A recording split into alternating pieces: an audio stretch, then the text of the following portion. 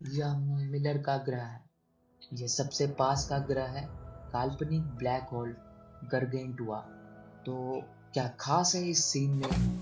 और खैर, इस 5 सेकंड के क्लिप के दौरान इस ग्रह से पृथ्वी पर बहुत कुछ हुआ है। मेरा मतलब बहुत है। आप सोच रहे होंगे क्यों?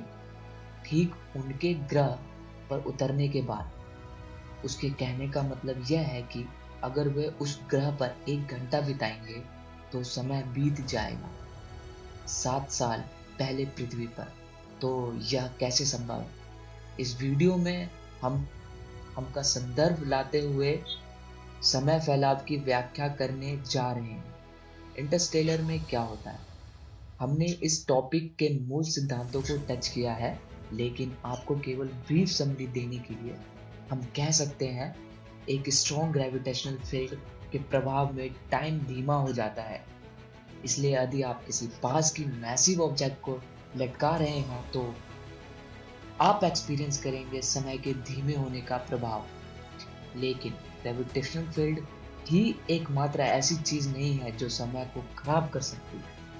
आइंस्टाइन के एक अदर थ्योरीज के अनुसार स्पेशल रिलेटिविटी टाइम स्लोज हो जाती है किसी वस्तु के लिए जब वह मूव करती है।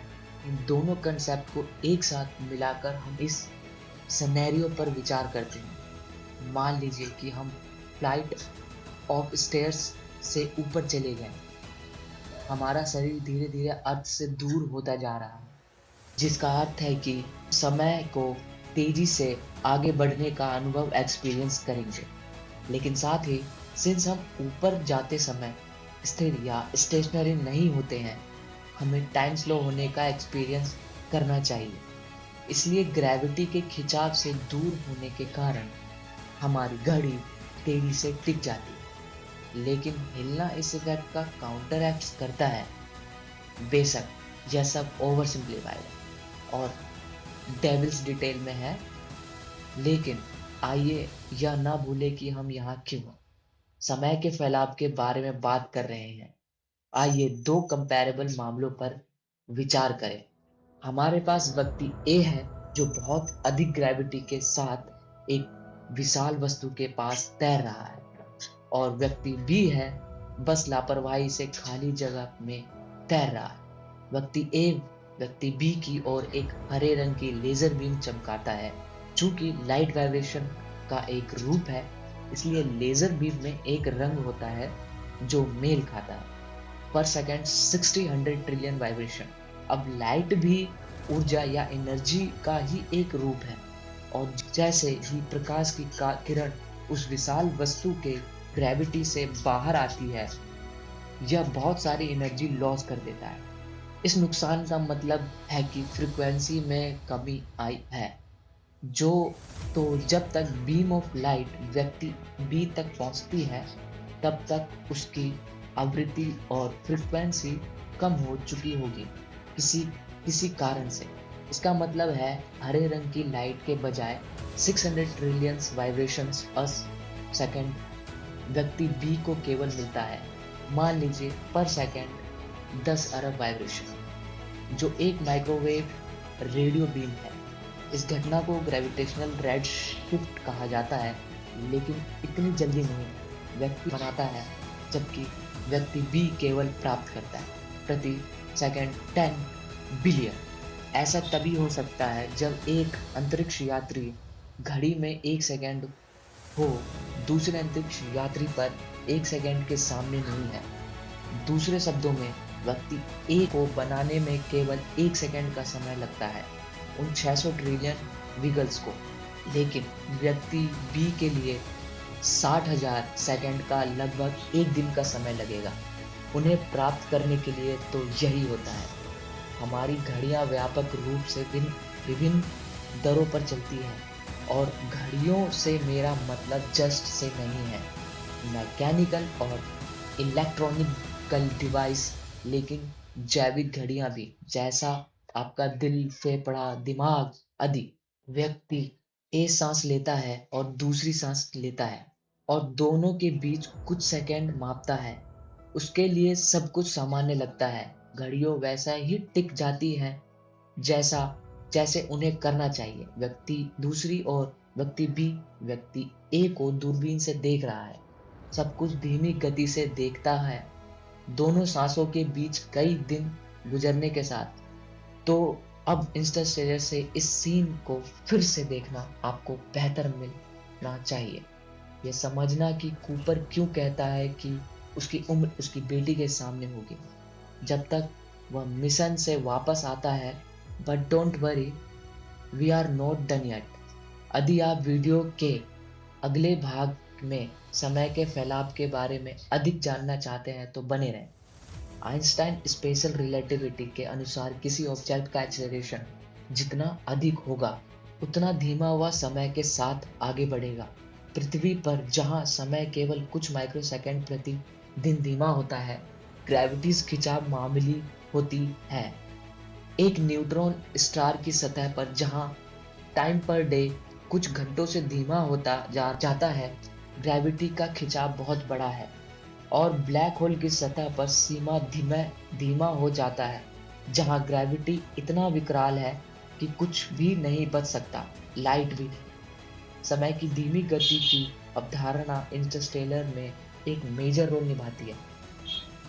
मूवी में मिलर के ग्रह को विकृत और डिपिक्टेड स्थान में मौजूद दिखाया गया है, एक ब्लैक होल गारगेंटुआ के बहुत करीब। इस वजह से मिलर के ग्रह पर ग्रेविटी का खिंचाव बहुत अधिक है। इसलिए यदि हम आइंस्टाइन्स रिलेटिविटी को लागू करते हैं तो हमें पता चलेगा कि मिलर का प्लैनेट होगा।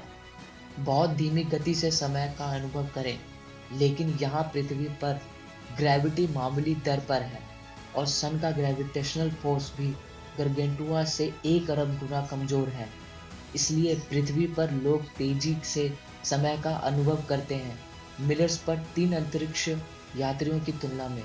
और निश्चित रूप से यह सारी जानकारी the science of Interstellar book से आपके लिए लाई गई है।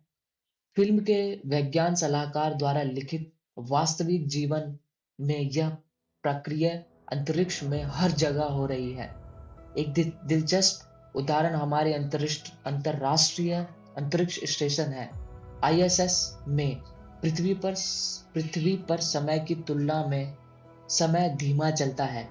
तकनीकी रूप से बोलते हुए यह हमारे मुकाबले एक अलग टाइम रेफरेंस है। तो आइंस्टाइन के इक्वेशंस के माध्यम से अंतर की गणना करने का हम ISS के समय को सही कर सकते हैं, क्योंकि हम यहाँ इंटरस्टेलर फिल्म के बहुत सारे संदर्भों का उपयोग करते हैं। हम सिर्फ एक केस स्टडी भी ले सकते हैं कि फिल्म निर्माता इस बार टाइम डायलेशन कैसा महसूस करते हैं सिनेमा में। शुरुआती दृश्य में जब कूपर और उनकी टीम ने मिलर के ग्रह पर कदम रखा, घड़ी की टिक टिक वाले एलिमेंट्स के साथ एक इंटेंस म्यूजिक शुरू होता है। गाने के दौरान टेम्पो बदल जाता है, जहां एक सिंगुलैरिटी के निकट होने के कारण टाइम डायलेशन प्रभावी होता है।